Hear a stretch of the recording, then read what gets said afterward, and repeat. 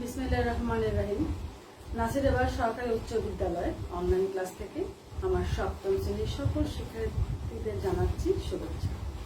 আশা করি সবাই ভালো আছো, সুস্থ আছো এবং ভালো থাকার জন্যই আমাদের প্রচেষ্টা।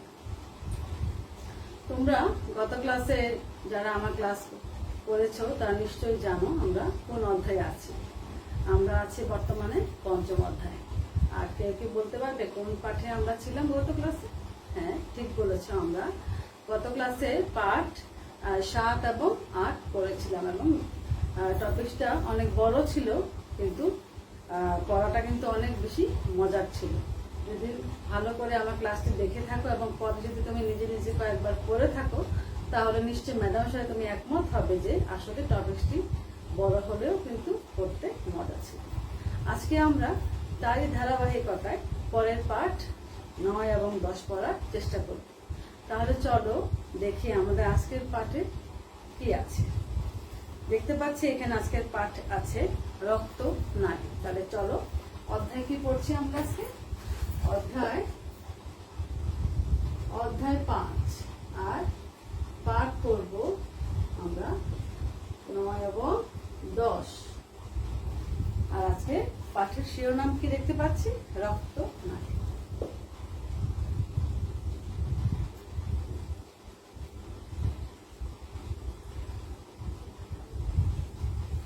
তাহলে আমরা কি পাচ্ছি? আজকে কি পড়বো আমরা? রক্ত নালী।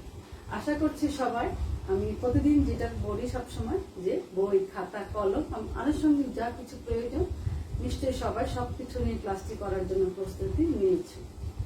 এবং আমি খুব খুশি যে আমার ছাত্ররা আমাদের কথা খুব মনোযোগ সহকারে শুনে। এটা আমরা তোমাদেরকে নিয়ে অবশ্যই সবসময় গর্ববোধ করি যে আমার নাসিরাবাদের ছাত্ররা খুব টিচারের কথা খুব শুনে, মা বাবার কথাও অনেক শুনে। সেই জন্য তোমাদেরকে থ্যাংক ইউ। তাহলে চলো আজকে আমরা রক্ত নালী সম্পর্কে একটু দেখে নিই কি আছে। তোমরা প্রত্যেকে তোমাদের হাতের উপরের দিকে একটু খেয়াল করো। কি দেখতে পাচ্ছ? দেখবে যে নীল রঙের এক ধরনের নালী দেখা যাচ্ছে। আর এগুলো কি জানো? এগুলো হচ্ছে শিরা। তাহলে আমরা প্রথমে কি একটা তথ্য পেলাম যে হাতের উপর যে নীল রঙের নালী দেখতে পাচ্ছি সেটা কি? সেটা হচ্ছে শিরা। কিন্তু আজকে তো আমরা পড়ছি রক্ত নালী, তাহলে শিরা সম্বন্ধে কি আমাদের একটু জানতে হবে না? হ্যাঁ, আমাদের শিরাটা জানতে হবে। আর সবচেয়ে মজার কথা হচ্ছে এই শিরাটা হচ্ছে কি এক প্রকার রক্ত নালী। কেমন? এই শিরাটা হচ্ছে এক প্রকার রক্ত নালী। তাহলে দেখো শিরা পেলাম কি, যে হাতের উপর যে নীল রঙের কতগুলো নালী আছে সেগুলো কি? সেগুলো হচ্ছে শিরা। আর এই শিরাটাই হচ্ছে এক প্রকার রক্ত নালী। তাহলে এবারে আসো রক্ত নালীটা কি সেই সম্বন্ধে একটু জেনে নেওয়া যাক। তাহলে আমরা এখন পড়ব রক্ত নালীটা কি বা কাকে বলে। যে নালীর মধ্য দিয়ে, এটা খুব সিম্পল, দেখো যারা আইকিউ একটু সব ইজিলি বুঝতে পারবে যে নালীর মধ্য দিয়ে রক্ত প্রবাহিত হয় তাকে বলছি আমরা কি? রক্ত নালী। চলো একটু লিখে ফেলি। যে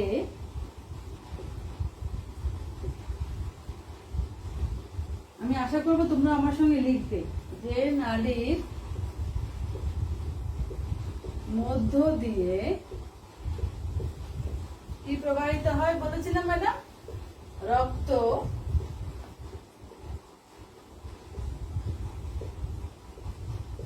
প্রবাহিত হয় তাকে কি বলে? তাকে রক্ত নালী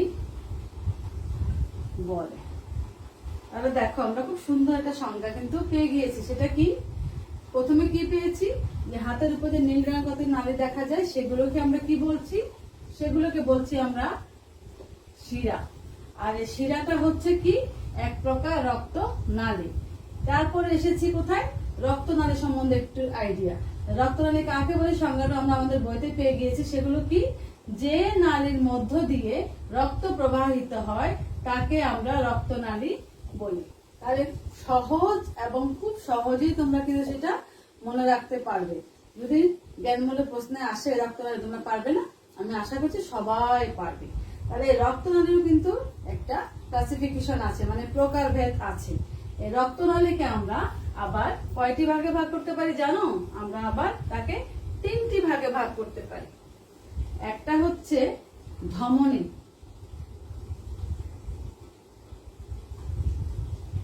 দুই নম্বরটা হচ্ছে শিরা, আর 3 নম্বরটা হচ্ছে কৈশিক নালী। দেখো নতুন নতুন শব্দ পাচ্ছি, আমাদের জানার আগ্রহ কিন্তু বেড়ে যাচ্ছে, যার কত নতুন নতুন শব্দ আমরা পাবো আমাদের বইতে। তাহলে আমরা শিরা পেয়েছি, রক্তনালী পেয়েছি, রক্তনালীর প্রকারভেদ আমরা এখন জানবো। প্রথমটা কি পেয়েছিলাম? ধমনী, তারপর পেয়েছি শিরা, তারপর পেয়েছি কৈশিক নালী। তাহলে খুব ক্লিয়ার ভাবে আমরা কি রক্তনালী সম্বন্ধে একটা কনসেপ্ট কিন্তু পেয়ে যাচ্ছি। এবারে এই 3 প্রকার রক্তনালী সম্বন্ধে আমরা একটু বিস্তারিত জানবো।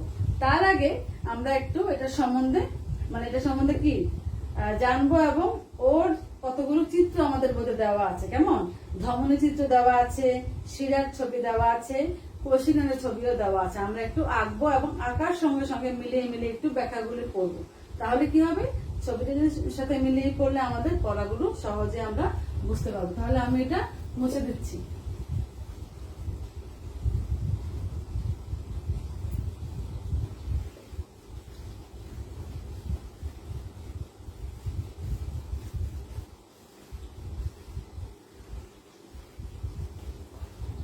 সবাই খেয়াল করো, আমার সঙ্গে সঙ্গে তোমরাও আঁকবে। প্রথম ছবিটা পাচ্ছি আমরা ধমনীর।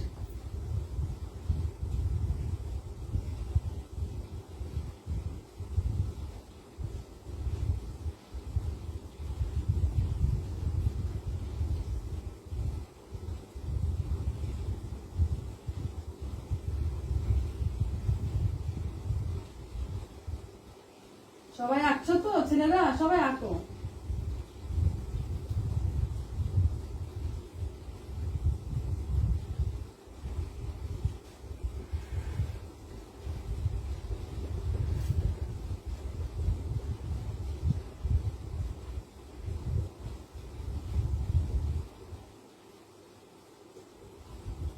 তাহলে আমরা প্রথমে কি পেয়ে গেলাম?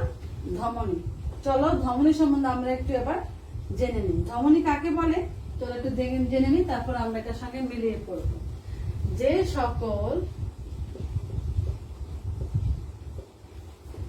রক্তবাহী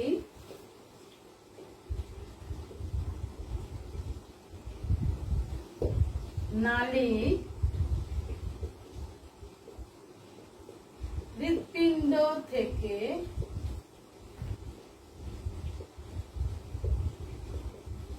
উৎপন্ন হয়ে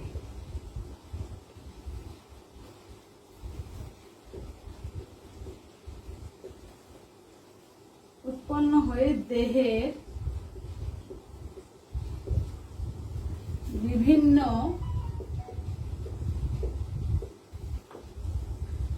বিভিন্ন অঙ্গে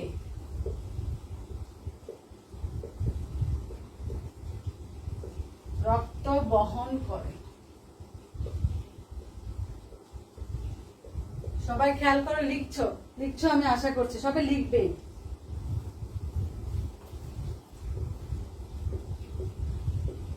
তাকে বলছে ধমনী।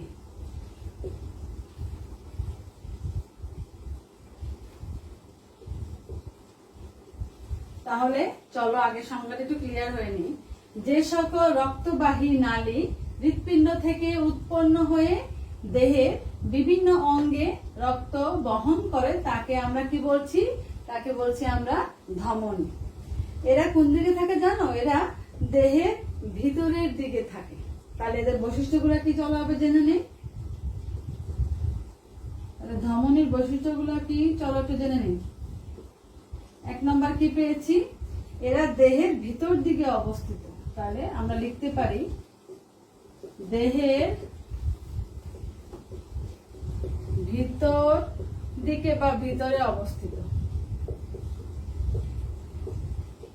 এমন তারপরে কি আছে, তারপরে আছে ধমনীর প্রাচীর পুরু। হ্যাঁ, এটার প্রাচীরটা হবে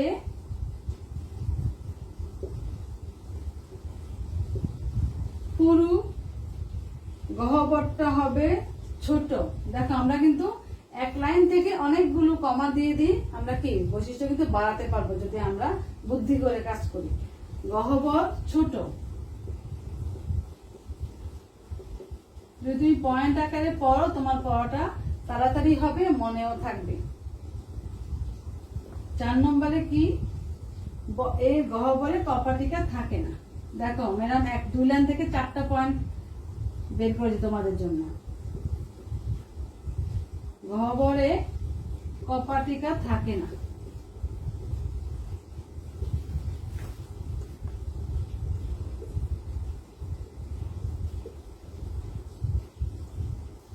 পাঁচটা পয়েন্ট বানাতে পারবো আমরা, খেয়াল করে দেখো। ধমনী অক্সিজেন সমৃদ্ধ রক্ত পরিবহন করে, তাহলে কি হচ্ছে, অক্সিজেন সমৃদ্ধ রক্ত কি করে, পরিবহন করে।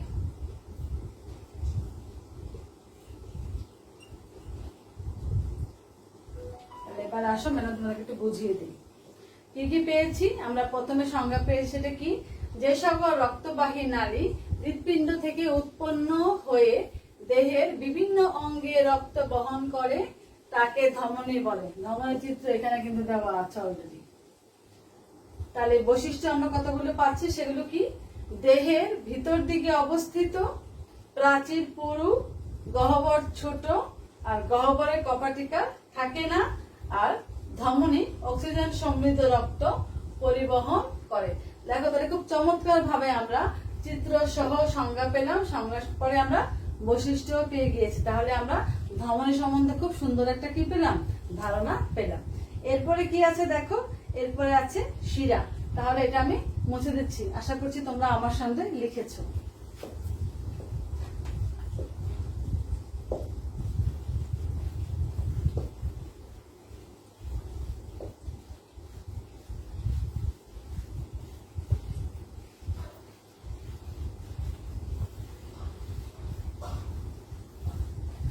এরপরে আমরা কি পাচ্ছি, এরপরে পাচ্ছি আমরা শিরা।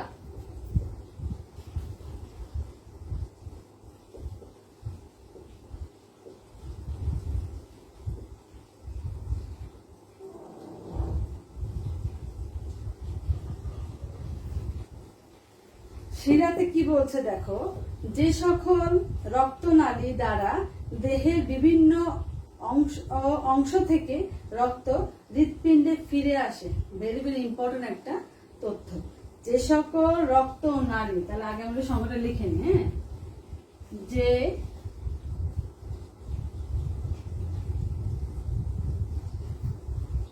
সকল রক্তনালী দ্বারা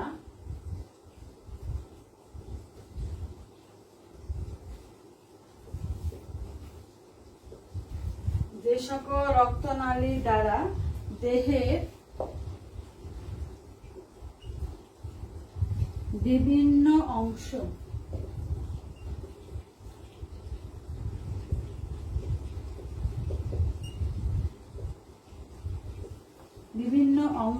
থেকে রক্ত হৃৎপিণ্ডে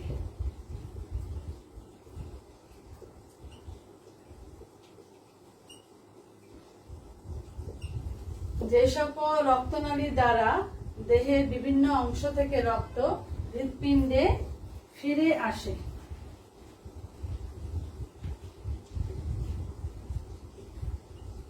তাকে আমরা কি বলছি, তাকে শিরা বলে।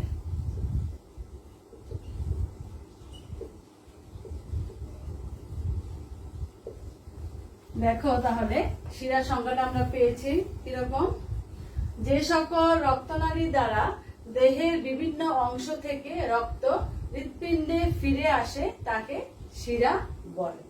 এই শিরার কতগুলি বৈশিষ্ট্য রয়েছে। তার আগে চলো শিরার সাথে একটা চিত্র এঁকে নেই, তাহলে আমাদের বর্ণনাটা আমরা বুঝতে মানে কি হবে, আমাদের জন্য সহজ হবে। তাহলে আমি আঁকছি, তোমরা আমার সাথে আঁকবে আশা করছি।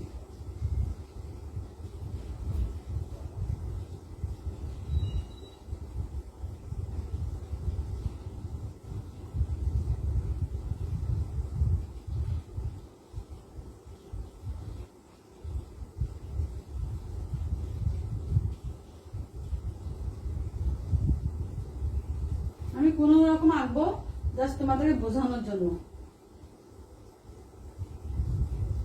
তোমরা ভালো করে বাসা প্র্যাকটিস করে যখন করবে তখন খুব সুন্দর করে আঁকতে পারবে। তাহলে এটাকে বলছে কপাটিকা। যে আমরা ধমনীতে পড়েছিলাম না কপাটিকা, এই কপাটিকা। তাহলে এটা চিত্রটার নাম হচ্ছে শিরা। হ্যাঁ, এখন আমরা শিরা কতগুলি বৈশিষ্ট্য সম্বন্ধে আলোচনা করব। বৈশিষ্ট্যগুলো কি খেয়াল করে দেখো। শিরা প্রাচীর অপেক্ষাকৃত পাতলা, তাহলে বৈশিষ্ট্যগুলা কি আমরা একটু এখানে দেখে নিই। কি পাচ্ছি? শিরার প্রাচীর, তাহলে প্রাচীর অপেক্ষাকৃত পাতলা মানে অন্যদের তুলনায়।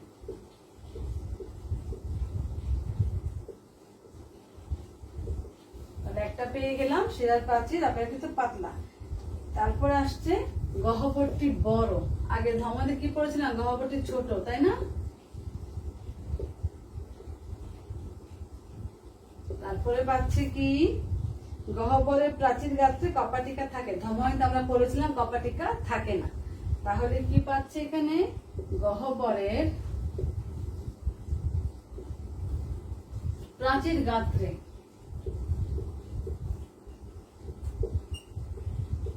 কি থাকে, কপাটিকা থাকে।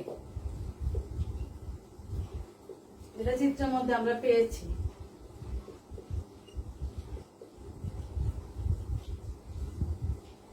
তারপরে কি আছে, কৈশিক জালিকা থেকে শিরার উৎপত্তি ঘটে। কেমন? তাহলে কি পেলাম, কৈশিক জালিকা থেকে শিরার উৎপত্তি ঘটে। হ্যাঁ,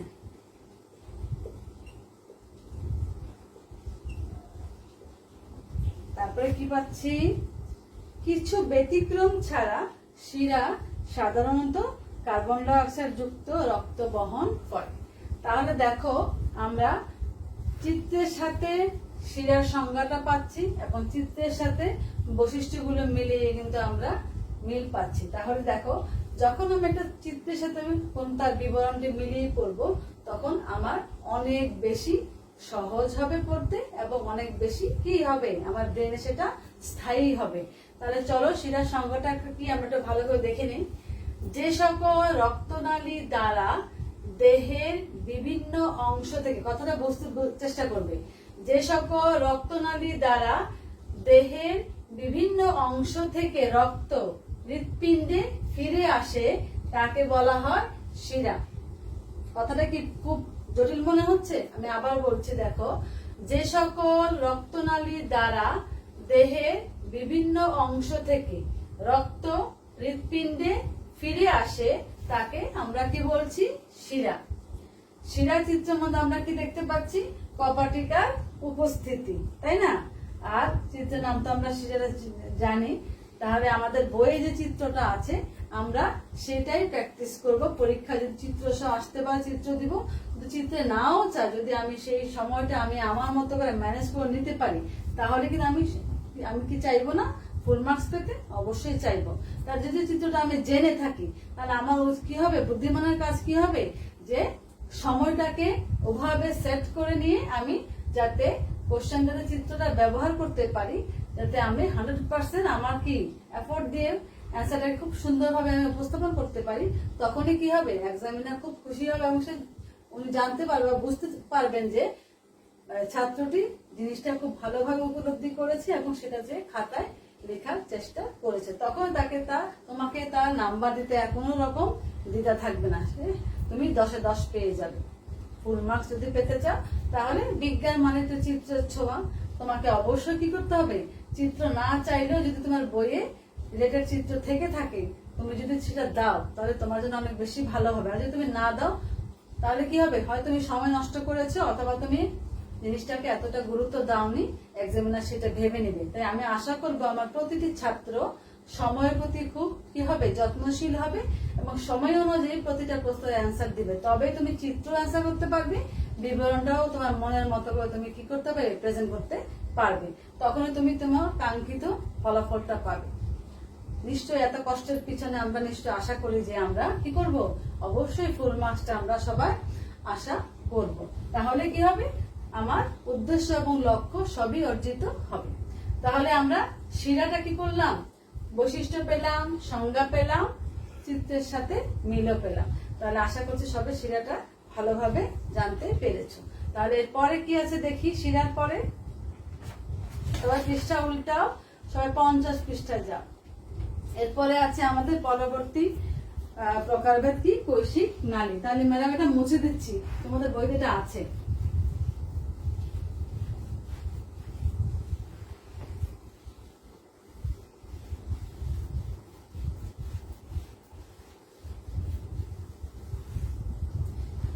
কৈশিক নালীতে কি আছে চলো আমরা একটু দেখি।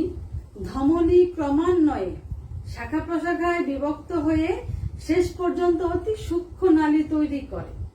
আর এই সকল সূক্ষ্ম নালীকে বলা হয় কৈশিক নালী বা কৈশিক জালিকা। তাহলে আমাদের 3 নম্বর পয়েন্ট কি ছিল, কৈশিক নালী।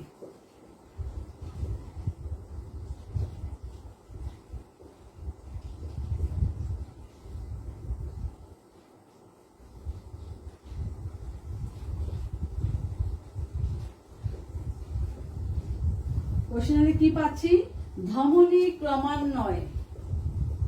তাহলে ধমনী ক্রমান্বয়ে কি করবে, শাখা প্রশাখায়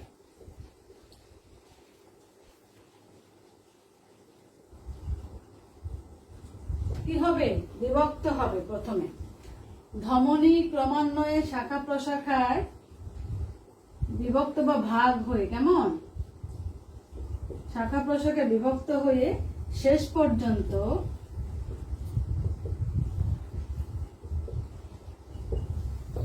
পর্যন্ত অতি সূক্ষ্ম মানে খুবই সূক্ষ্ম, অতি সূক্ষ্ম নালী তৈরি করে।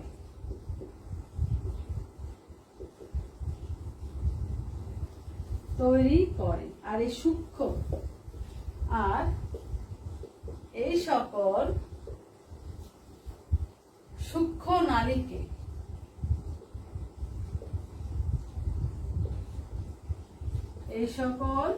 সূক্ষ্ম নালীকে আমরা কি বলছি, কৈশিক নালী।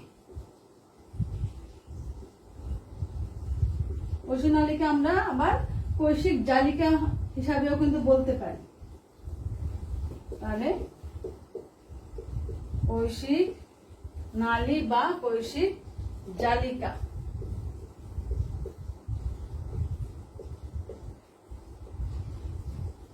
দেখো তাহলে ম্যাডামটি পড়ে দিচ্ছি। ধমনী ক্রমান্বয়ে শাখা প্রশাখায় বিভক্ত হয়ে শেষ পর্যন্ত অতি সূক্ষ্ম নালী তৈরি করে। এই সকল সূক্ষ্ম নালীকে আমরা কি বলছি, কৈশিক নালী বা কৈশিক জালিকা। আর এগুলোর কিছু বৈশিষ্ট্য কিন্তু আমরা পেয়েছি ও পূর্বের মতো। তাহলে বৈশিষ্ট্যগুলো কি কি চলো একটু দেখে নেই। প্রথমে কি পাচ্ছি, এটা হচ্ছে কৈশিক নালী থেকে শিরার উৎপত্তি, কেমন। তাহলে কি হবে, কৈশিক নালীটা কার থেকে উৎপত্তি, কৈশিক নালী থেকে। তাহলে শিরাটা কার থেকে উৎপত্তি, কৈশিক নালী। কৈশিক নালী থেকে শিরার উৎপত্তি। তারপরে কি আছে, এক স্তর বিশিষ্ট পাতলা এপিথেলিয়াল কোষ, কেমন, কি পাচ্ছি, এক স্তর বিশিষ্ট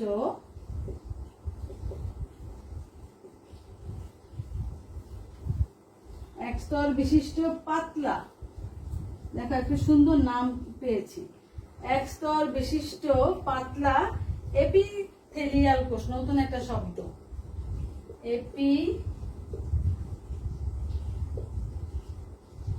এপিথেলিয়াল কোষ দিয়ে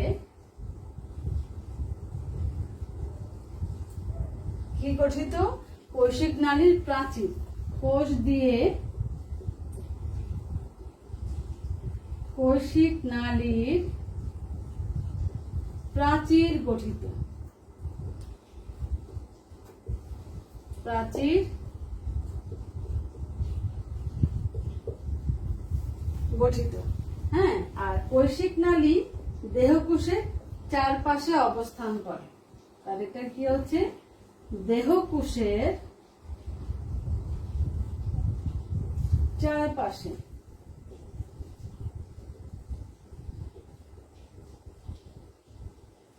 অবস্থান করে।